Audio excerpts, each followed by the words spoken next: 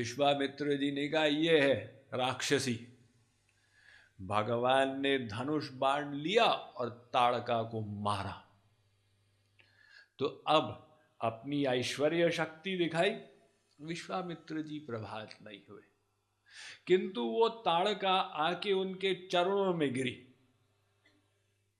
तो जब गिरी, भगवान ने उसको सद्गति दे दी। अब विश्वामित्र ने कहा ये पतित पावन है, ये जरूर भगवान है।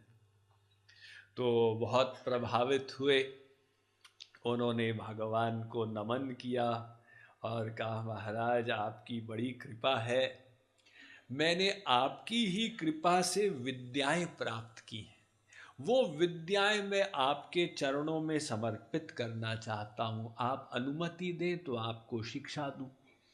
तो उन्होंने शस्त्र विद्या इत्यादि सब सिखाई राम लक्ष्मण को, और उसके बाद आगे बढ़े तो ऋषि मुनियों के आश्रम पहुँचे। अब वहाँ भगवान राम ने कहा कि आप लोग चिंता मत कीजिए, यज्ञ कीजिए, हम देखेंगे कोई राक्षस नहीं आएगा। यज्ञ प्रारंभ हुआ, मारीच और सुबाहु ये दो राक्षस पहुँचे। तो भगवान ने अपने बाण से मारीच को तो 7 योजन दूर फेंक डाला और सुबाहु को तो वहाँ मार डाला। तो यज्ञ संपन्न हुआ।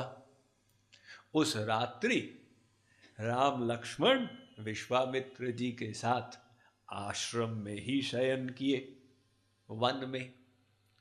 तो अगले दिन विश्वामित्र जी ने कहा कि राम, एक यज्ञ तो संपन्न हो गया, एक यज्ञ और है, ये धनुर्यज्ञ है जो मिथिला में होने जा रहा है। अगर चाहो तो उसमें भाग लेने चले जनकपुर, अथवा चाहो तो वापस अयोध्या चलते हैं। भगवान राम ने कहा कि नहीं नहीं, उस यज्ञ में भी प्रवेश करें। तो चले। अब वो पद यात्रा करते हुए चले। करते करते एक आश्रम में पहुंचे। आश्रम बिल्कुल सुनसान था, सुंदर सा आश्रम था, लेकिन कोई प्राणी ही वहां नहीं। तो राम ने कहा कि महाराज ये आश्रम का रहस्य क्या, यहां कोई रहता नहीं है। विश्वामित्र जी ने अहिल्या की कथा सुनाई कि महर्षि गौतम थे, तो ब्रह्मा जी ने एक अति सुंदर स्त्री बनाई अहिल्या, और उसे गौतम को पत्नी के रूप में दिया। किंतु वो अहिल्या का मन फिसला और उसने इंद्र के साथ सहवास किया। तो गौतम को गुस्सा आ गया और गौतम ने उसको श्राप दे के पत्थर बना दिया। तो ये पत्थर की चट्टान ये ऋषि पत्नी है। तो उस समय गौतम ने ये भी कहा कि भगवान जब आएंगे तो अपने श्री चरणों से स्पर्श करेंगे, तब तुम्हारी पत्थर योनि से मुक्ति होगी। तो राम अपने चरण लगाओ इस पत्थर पर। राम ने कहा महाराज ये ऋषि पत्नी है, वैसे ही किसी स्त्री को अपने चरणों से छूना अपराध, और फिर ये ऋषि पत्नी है, ऐसा मैं नहीं कर सकता।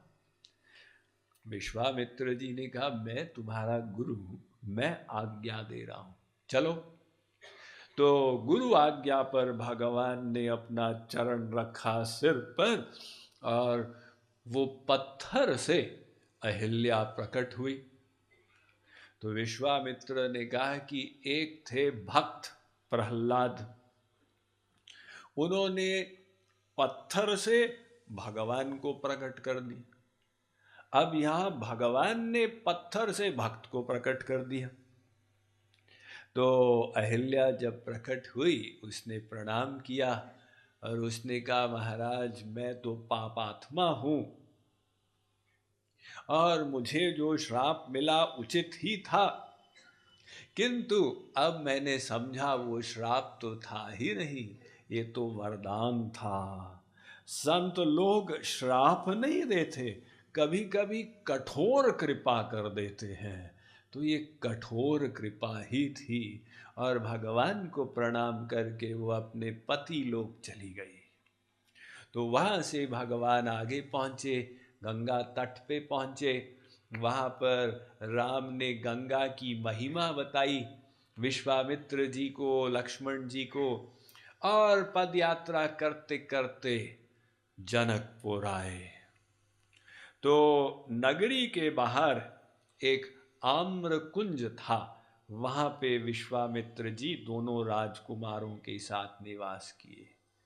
ये खबर पहुंची राजा जनक को कि महामुनि आए हैं, तो उनके स्वागत के लिए राजा जनक आए। और जब आए उन्होंने राम लक्ष्मण को देखा तो देखते ही रह गए। अगर अपने हाथ को अग्नि में रख दें, इन्हें पता ही नहीं चलेगा कि जल रहा है। ऐसी ये राजा जनक की अवस्था है। तो इनके संसार के एक परमाणु में भी आसक्ति नहीं है। विदेह राज एक अथॉरिटी है, श्री कृष्ण ने गीता में इनका नाम कोट किया। तो ये राजा जनक जो संसार से सहज विरक्त थे, यानी मन को संसार से हटाना नहीं पड़ता, वो तो हटा ही हुआ है। वो राजा जनक राम लक्ष्मण को देखकर देखते ही रह गए, तो विशेष विदेह हो गए और देखते जा रहे हैं, सोच रहे हैं कि मेरा मन इन दो राजकुमारों में अनुरक्त क्यों हो रहा है। जैसे एक चकोर चंद्र में अनुरक्त होता है, ऐसे ही मेरा मन इनकी ओर भागता जाता है, भागता जाता। तो सोच रहे हैं, इन्हीं विलोकत अति अनुरागा। एक होता है राग, एक होता है अनुराग, और राजा जनक अनुभव कर रहे अति अनुराग। तो उनको समझ में नहीं आ रहा भी, जो इतना विरागी है, वीतरागी है, उसका मन अनुरक्त कैसे हो गया। तो अनुमान लगाते हैं, कहीं ऐसा तो नहीं कि जिस ब्रह्म की आराधना मैं निराकार रूप में करता था, जिस ब्रह्म को मैं लाइट मान के और उसका ध्यान करता था, अंतःकरण की उपाधि पर समाधि में मन को उसमें लगाता था, ऐसा तो नहीं कि वो ही ब्रह्म यहां साकार बन के आया हुआ है। तो कहते हैं, ब्रह्म जो निगम नेति गही कही गावा, उभय रूप धरी की सोई आवा।